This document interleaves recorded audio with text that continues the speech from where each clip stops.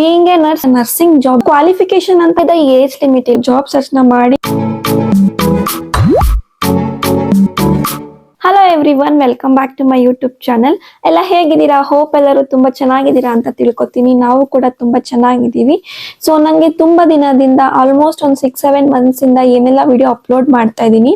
5 ವಿಡಿಯೋದಲ್ಲಿ 3 ವಿಡಿಯೋದಲ್ಲಂತೂ ಕೇಳಿರ್ತೀರಾ nursing job ಬಗ್ಗೆ information ಕೊಡಿ ಅಂತ. ಸೊ ನಾನು ಈ ವಿಡಿಯೋನ ತುಂಬಾ ಹೋಲ್ಡ್ ಅಲ್ಲಿ ಇಟ್ಟಿದ್ದೆ. ರೀಸನ್ ಏನಪ್ಪಾ ಅಂತ ಅಂದ್ರೆ, ನಾನಾಗ್ಲಿ ಅಥವಾ ನನ್ನ ಹಸ್ಬೆಂಡ್ ಆಗ್ಲಿ ಎಜುಕೇಶನ್ ಬಂದ್ಬಿಟ್ಟು ಕಂಪ್ಲೀಟ್ಲಿ ಡಿಫ್ರೆಂಟ್. ಮೆಡಿಕಲ್ ಫೀಲ್ಡ್ಗೂ ನಮ್ಮ ಎಜುಕೇಶನ್ಗೂ ಸಂಬಂಧನೇ ಇಲ್ಲ. ಸೊ ಯಾವ್ದಾದ್ರು ಒಂದು ಇನ್ಫಾರ್ಮೇಶನ್ ನ ಪ್ರೊವೈಡ್ ಮಾಡ್ಬೇಕಾದ್ರೆ ಅದ್ರ ಬಗ್ಗೆ ನಾವು ಸ್ವಲ್ಪ ಮಾಹಿತಿ ತಿಳ್ಕೊಂಡು ಇನ್ಫಾರ್ಮೇಶನ್ ಶೇರ್ ಮಾಡಿದ್ರೆ ಒಳ್ಳೇದು ಅಂತ ಅಂದ್ಬಿಟ್ಟು ನಾನು ಹೋಲ್ಡ್ ಅಲ್ಲಿ ಇಟ್ಟಿದ್ದೆ. ಸೊ ಫೈನಲಿ ನಾನಿವತ್ತು ಇಂಡಿಯಾ ಇಂದ ಜರ್ಮನಿಗೆ ಬಂದು ನರ್ಸ್ ಆಗಿ ವರ್ಕ್ ಮಾಡಬೇಕು ಅಂದ್ರೆ ಯಾವ ರೀತಿ ಪ್ರೊಸೀಜರ್ ಇರುತ್ತೆ, ಏನೆಲ್ಲ ರಿಕ್ವೈರ್ಮೆಂಟ್ ಇದೆ ಅನ್ನೋದನ್ನ ಇನ್ಫಾರ್ಮೇಶನ್ ಕಲೆಕ್ಟ್ ಮಾಡ್ಕೊಂಡ್ ಬಂದಿದ್ದೀನಿ. ಸೊ ಈ ವಿಡಿಯೋದಲ್ಲಿ ನಾನು ನಿಮ್ಗೆ ನರ್ಸಿಂಗ್ ಜಾಬ್ ಬಗ್ಗೆ ಇನ್ಫಾರ್ಮೇಶನ್ ಕೊಡ್ತೀನಿ. ಜರ್ಮನಿನಲ್ಲಿ ತುಂಬಾನೇ world class medical facility available ಇದೆ ಅಂತ ನಮಗೆಲ್ಲ ಗೊತ್ತು. ನಾನು ಈ ನರ್ಸಿಂಗ್ ಜಾಬ್ ಬಗ್ಗೆ ಇನ್ಫಾರ್ಮೇಶನ್ ಕಲೆಕ್ಟ್ ಮಾಡಕ್ ಶುರು ಮಾಡಿದಾಗ ನಂಗೊಂದು ಗೊತ್ತಾಯ್ತು, ಈ ಮೆಡಿಕಲ್ ಫೀಲ್ಡ್ ಅಲ್ಲಿ ಈ ನರ್ಸಿಂಗ್ ಪ್ರೊಫೆಷನ್ ಏನಿದೆ ತುಂಬಾನೇ ರ್ಯಾಪಿಡ್ ಆಗಿ ಗ್ರೋ ಆಗ್ತಿದೆ ಅಂತ. ಈ ನರ್ಸ್ ಪ್ರೊಫೆಷನ್ ನ ನೀವು ಚೂಸ್ ಮಾಡ್ಕೊಂಡು ಇಂಡಿಯಾ ಇಂದ ಜರ್ಮನಿಗೆ ಬರಬೇಕು ಅಂತಂದ್ರೆ ರಿಕ್ವೈರ್ಮೆಂಟ್ ಫಸ್ಟ್ಲಿ ಏನಪ್ಪಾ ಅಂತಂದ್ರೆ ನಿಮ್ಮ ಕ್ವಾಲಿಫಿಕೇಶನ್. ಸೊ ಕ್ವಾಲಿಫಿಕೇಶನ್ ಅಂತ ಹೇಳೋದಾದ್ರೆ ಇದರಲ್ಲಿ 2 ತರ ಬರುತ್ತೆ. ಮೊದಲನೇದಾಗಿ GNM ಡಿಪ್ಲೊಮಾ ಮಾಡಿರ್ಬೇಕು. ಆರ್ಎಲ್ಸ್ ನೀವು ಇದು ಮಾಡಿಲ್ಲ ಅಂತಂದ್ರೆ BSc ನರ್ಸಿಂಗ್ ಅಥವಾ MSc ನರ್ಸಿಂಗ್ ಮಾಡಿರ್ಬೇಕು. ಆಲ್ಸೋ ನೀವು ನಿಮ್ಮ ಕ್ವಾಲಿಫಿಕೇಶನ್ ಬಂದು ಜರ್ಮನಿನಲ್ಲಿ ರೆಕಗ್ನೈಸ್ ಆಗಿದೆಯೋ ಇಲ್ವೋ ಅಂತ ನೀವು ಒಂದು ಸರ್ಟಿಫಿಕೇಟ್ ನ ಪ್ರೊವೈಡ್ ಮಾಡ್ಬೇಕಾಗುತ್ತೆ. ರೆಕಗ್ನೈಸೇಷನ್ ಅಂದ್ರೆ ಯಾವ ತರ ಅಂತಂದ್ರೆ, ಸೊ ಅರ್ಥ ಆಗೋ ರೀತಿ ಹೇಳ್ಬೇಕು ಅಂತಂದ್ರೆ, ಸೊ ಈಗ ನಾವು ಇಂಜಿನಿಯರಿಂಗ್ ಮಾಡಿರೋದು ಬಂದ್ಬಿಟ್ಟು VTU ನಲ್ಲಿ. ಸೊ VTU ಅನ್ನೋದೊಂದು ಯೂನಿವರ್ಸಿಟಿ, ಅದು ಬಂದು ಜರ್ಮನಿನಲ್ಲಿ ರೆಕಗ್ನೈಸ್ ಆಗಿದೆ. ಸಿಮಿಲರ್ಲಿ ನೀವು ನರ್ಸಿಂಗ್ ಏನ್ ಕ್ವಾಲಿಫಿಕೇಶನ್ ನಾನು ಹೇಳಿದೆ ಅದು ಜರ್ಮನಿನಲ್ಲಿ ರೆಕಗ್ನೈಸ್ ಆಗಿದೆಯೋ ಇಲ್ವೋ ಅನ್ನೋದೊಂದು ನೀವು ಸರ್ಟಿಫಿಕೇಟ್ ನ ಪ್ರೊವೈಡ್ ಮಾಡಬೇಕು. Federal ministry of education and research ಇದು ಒಂದು ಸೈಟು. ಈ ಪೋರ್ಟಲ್ ಅಲ್ಲಿ ನೀವು ರೆಕಗ್ನೈಸೇಷನ್ ಗೆ ಏನೆಲ್ಲ ರಿಕ್ವೈರ್ಮೆಂಟ್ ಇದೆ, ಏನೆಲ್ಲ ಇನ್ಫಾರ್ಮೇಶನ್ ನಿಮ್ ಕಡೆಯಿಂದ ಪ್ರೊವೈಡ್ ಮಾಡಬೇಕು ಅನ್ನೋ ಮಾಹಿತಿನ ನೀವು ತಿಳ್ಕೊಬಹುದು. Next very important and major requirement ಏನಪ್ಪಾ ಅಂತಂದ್ರೆ German language. Yes, being a nurse ನೀವು ನಿಮ್ಮ ಪೇಷಂಟ್ಸ್ ಹತ್ರ ಇಂಟ್ರಾಕ್ಷನ್ ಬಂದ್ಬಿಟ್ಟು ಇಂಗ್ಲಿಷ್ ಅಲ್ಲಿ ಆಗ್ಲಿ ಅಥವಾ ನಿಮ್ಮ ಮದರ್ ಟಂಗ್ ಅಲ್ಲಿ ಆಗ್ಲಿ ನೀವು ಕಮ್ಯುನಿಕೇಟ್ ಮಾಡಕ್ಕಾಗಲ್ಲ. ಸೊ ಜರ್ಮನಿನಲ್ಲಿ ಇದ್ದೀರಾ ಅಂತಂದ್ರೆ ನೀವು ಜರ್ಮನ್ ಲ್ಯಾಂಗ್ವೇಜ್ ಅಲ್ಲೇ ಕಮ್ಯುನಿಕೇಟ್ ಮಾಡ್ಬೇಕಾಗುತ್ತೆ. ಆಲ್ಸೋ ನಿಮ್ ಕೊಲೀಗ್ಸ್ ಜೊತೆ, ನಿಮ್ಮ ಸುಪೀರಿಯರ್ಸ್ ಜೊತೆ ಅಥವಾ ಏನು ಪೇಷಂಟ್ ಮೆಡಿಕಲ್ ರೆಕಾರ್ಡ್ಸ್ ಇರುತ್ತೆ ಅದೆಲ್ಲ ಬಂದ್ಬಿಟ್ಟು ಜರ್ಮನ್ ಲ್ಯಾಂಗ್ವೇಜ್ ಅಲ್ಲೇ ಇರುತ್ತೆ. ಸೊ ನರ್ಸಿಂಗ್ ಪ್ರೊಫೆಷನ್ಗೆ ಈ ಜರ್ಮನ್ ಲ್ಯಾಂಗ್ವೇಜ್ ಅನ್ನೋದು ತುಂಬಾನೇ ಮೇಜರ್ ರೋಲ್ ಪ್ಲೇ ಮಾಡುತ್ತೆ. ಈ ಜರ್ಮನ್ ಲ್ಯಾಂಗ್ವೇಜ್ ಅಂತ ಏನಿದೆ ಇದು ಬಂದ್ಬಿಟ್ಟು A1 A2 B1 B2 C1 C2 ಅಂತ ಇದೆ. ಸೊ ನೀವು ನರ್ಸ್ ಆಗಿ ಇಂಡಿಯಾ ಇಂದ ಜರ್ಮನಿಗೆ ಬರಬೇಕು ಅಂತಂದ್ರೆ ನೀವು B2 ವರೆಗೂ ಕ್ಲಿಯರ್ ಮಾಡ್ಕೊಂಡಿರ್ಬೇಕು. ಅಂಡ್ ನೀವು ಇದಕ್ಕೆ ಸರ್ಟಿಫಿಕೇಟ್ ಕೂಡ ಪ್ರೊವೈಡ್ ಮಾಡಬೇಕು. ಈ ಸರ್ಟಿಫಿಕೇಟ್ ನ ಪ್ರೊವೈಡ್ ಮಾಡ್ಲಿಕ್ಕೆ ನೀವು ಕೆಲವು ಇನ್ಸ್ಟಿಟ್ಯೂಟ್ ಅಲ್ಲಿ ಮಾತ್ರ ಈ ಸರ್ಟಿಫಿಕೇಟ್ಸ್ ನ ತಗೊಳ್ಲಿಕ್ಕೆ ಸಾಧ್ಯ.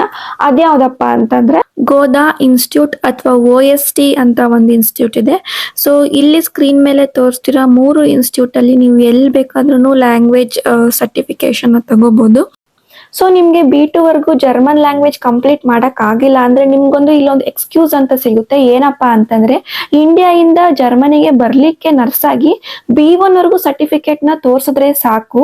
ಸಪೋಸ್ ಇನ್ ಕೇಸ್ ನಿಮ್ಗೆ B2 ಕಂಪ್ಲೀಟ್ ಮಾಡಕ್ ಆಗಿಲ್ಲ ಅಂತಂದ್ರೆ B1 ವರೆಗೂ ತೋರ್ಸಿದ್ರೆ ಸಾಕು. ಬಟ್ ನೀವು ಒನ್ಸ್ ನೀವು ಜರ್ಮನಿಗೆ ಬಂದ್ಮೇಲೆ ನೀವು B2 ಕಂಪ್ಲೀಟ್ ಮಾಡ್ಕೋಬೇಕಾಗುತ್ತೆ.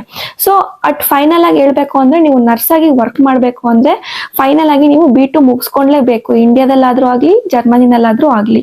ನೆಕ್ಸ್ಟ್ ರಿಕ್ವೈರ್ಮೆಂಟ್ ಬಂದು ಎಕ್ಸ್ಪೀರಿಯನ್ಸ್. ಎಕ್ಸ್ಪೀರಿಯನ್ಸ್ ಕೂಡ 2 ತರ ಕೌಂಟ್ ಆಗುತ್ತೆ. ನಾನ್ ಸರ್ಚ್ ಮಾಡಿದಾಗ ನನಗೆ ಸಿಕ್ಕಿದ ಇನ್ಫಾರ್ಮೇಶನ್ ಪ್ರಕಾರ ಫಸ್ಟ್ ಒನ್ ಬಂದು ನಿಮ್ಮ ಕ್ವಾಲಿಫಿಕೇಶನ್ ಏನಾದ್ರು ಅವಾಗ್ಲೇ ಹೇಳ್ದಂಗೆ GNM ಡಿಪ್ಲೊಮಾ ಮಾಡಿದ್ರಿ ಅಂತಂದ್ರೆ ನೀವು 6 ಮಂತ್ ಇಂಟರ್ನ್ಶಿಪ್ ಮಾಡಿರ್ಬೇಕು. 6 ಮಂತ್ ಇಂಟರ್ನ್ಶಿಪ್ ಜೊತೆಗೆ ಅಟ್ಲೀಸ್ಟ್ ನೀವು ಮಿನಿಮಮ್ 3 ಇಯರ್ಸ್ ಆದ್ರೂ ಇಂಡಿಯಾದಲ್ಲಿ ನರ್ಸ್ ಆಗಿ ವರ್ಕ್ ಮಾಡಿರ್ಬೇಕು. ಇದು ಎಕ್ಸ್ಪೀರಿಯನ್ಸ್ ಬಂದ್ಬಿಟ್ಟು GNM ಡಿಪ್ಲೊಮಾಗೆ ಮಾತ್ರ.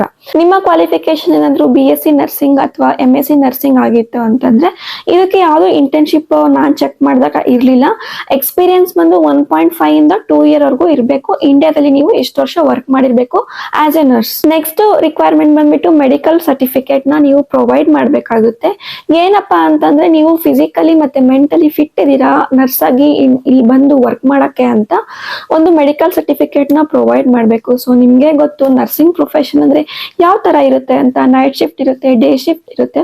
ಸೊ ಇದೆಲ್ಲ ಮಾಡಕ್ಕೆ ನೀವು ಮೆಡಿಕಲಿ ಫಿಟ್ ಇದೀರಾ, ಫಿಸಿಕಲಿ ಫಿಟ್ ಇದೀರಾ, ಹೆಲ್ದಿ ಇದೀರಾ ಅನ್ನೋದಕ್ಕೆ ಒಂದು ನೀವು ಸರ್ಟಿಫಿಕೇಟ್ ನ ಪ್ರೊವೈಡ್ ಮಾಡ್ಬೇಕಾಗುತ್ತೆ. ಸೊ ನಾನು ಅವಾಗ್ಲೇ ಹೇಳ್ದೆ, ನೀವು ಜರ್ಮನಿಗೆ ಬಂದು ನರ್ಸ್ ಆಗಿ ವರ್ಕ್ ಮಾಡ್ಬೇಕು ಅಂದ್ರೆ ನಿಮ್ದು ಪ್ರೊಫೆಷನ್ ರೆಕಗ್ನೈಸೇಷನ್ ಆಗಿರ್ಬೇಕು ಅಂತ.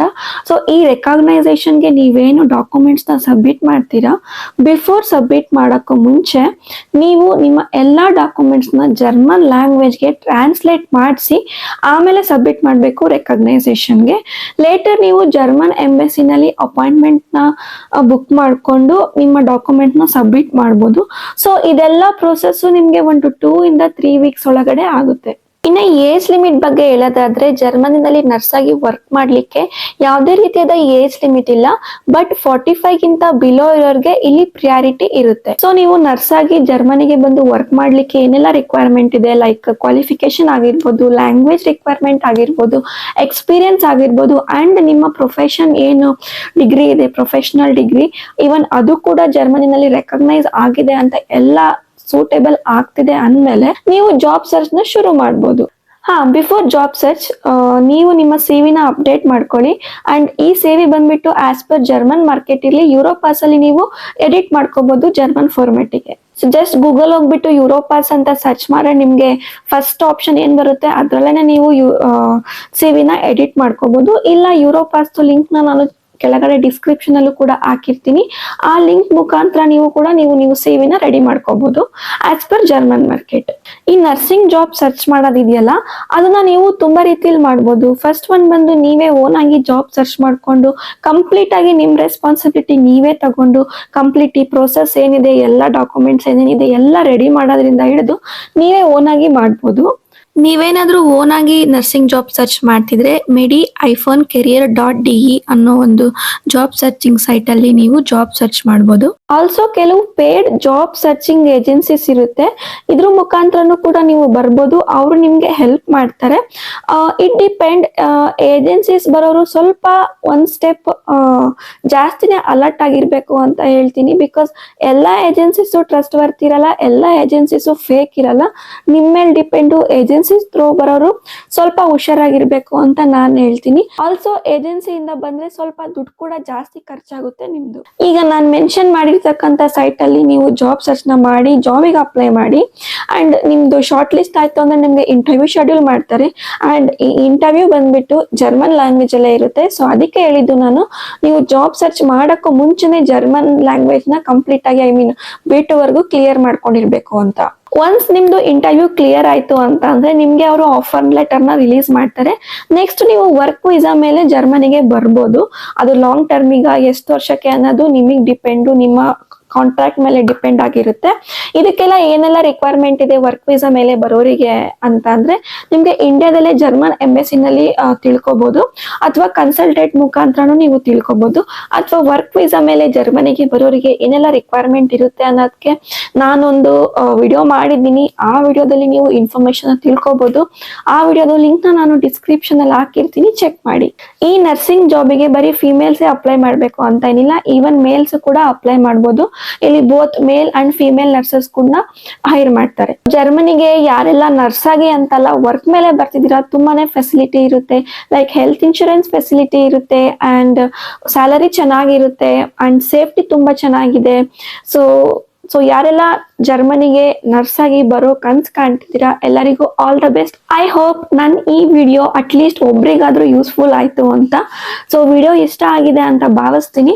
ಸೊ ನಾನು ನನ್ನ ಚಾನಲ್ಗೆ ಕಂಟೆಂಟ್ ಏನ್ ಚೂಸ್ ಮಾಡ್ತೀನಿ, ಮೋಸ್ಟ್ ಆಫ್ ದ ಕಂಟೆಂಟ್ ನಾನು ಕಮೆಂಟ್ ಇಂದಾನೆ ಚೂಸ್ ಮಾಡ್ತೀನಿ. ಸೊ ಇವನ್ ತುಂಬಾ ಜನ ಐಕ್ಯಾ ಟೂರ್ ಕೇಳ್ತಾ ಇದ್ದೀರಾ. ಐಕ್ಯಾ ಟೂರ್ ನಾನು ಯಾಕೆ ಮಾಡ್ತಿಲ್ಲ ಅಂತಂದ್ರೆ ನಾವಿರೋ ಸಿಟಿನಲ್ಲಿ ಐಕ್ಯಾ ಇಲ್ಲ. ಪ್ರೆಸೆಂಟ್ಲಿ ಜರ್ಮನಿ ವೆದರು ಕೂಡ ಅಷ್ಟು ಚೆನ್ನಾಗಿಲ್ಲ ಬೇರೆ ಸಿಟಿಗೆ ಹೋಗೋ ತರ. ಹಾಗಾಗಿ ಅದನ್ನ ಹೋಲ್ಡ್ ಅಲ್ಲಿ ಇಟ್ಟಿದ್ದೀನಿ.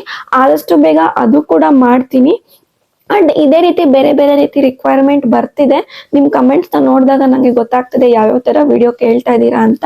ಫಾರ್ ಶೋರ್ ನೀವೇನೆಲ್ಲ ರಿಕ್ವೈರ್ಮೆಂಟ್ ಇಟ್ಟಿದ್ದೀರಾ ಎಲ್ಲಾ ರೀತಿ ವಿಡಿಯೋನು ನಾನು ಮಾಡ್ತೀನಿ. ಬಟ್ ಇಟ್ ಡಿಪೆಂಡ್, ನಾನು ಪ್ರಿಯಾರಿಟಿ ವೈಸ್ ಹೋಗ್ತೀನಿ. ಅಂಡ್ ಸುಮ್ಮನೆ ಮಾಡೋದಲ್ಲ, ನಾನು ಕೂಡ ಅದ್ರ ಬಗ್ಗೆ ಇನ್ಫಾರ್ಮೇಶನ್ ತಿಳ್ಕೊಂಡು ಮಾಡ್ಬೇಕಾಗುತ್ತೆ. ಐ ಹೋಪ್ ನಿಮ್ಗೆ ಈ ವಿಡಿಯೋ ಇಷ್ಟ ಆಯ್ತು ಅಂತ. ವಿಡಿಯೋ ಇಷ್ಟ ಆಗಿತ್ತು ಅಂದ್ರೆ ಗೊತ್ತಲ್ಲ ಏನ್ ಮಾಡ್ಬೇಕು ಅಂತ. ಚಾನಲ್ಗೆ ಸಬ್ಸ್ಕ್ರೈಬ್ ಆಗಿ ಅಂತ ಹೇಳ್ತಾ ವಿಡಿಯೋನ ಇಲ್ಲಿಗೆ ಎಂಡ್ ಮಾಡ್ತೀನಿ. See you in next video. Bye.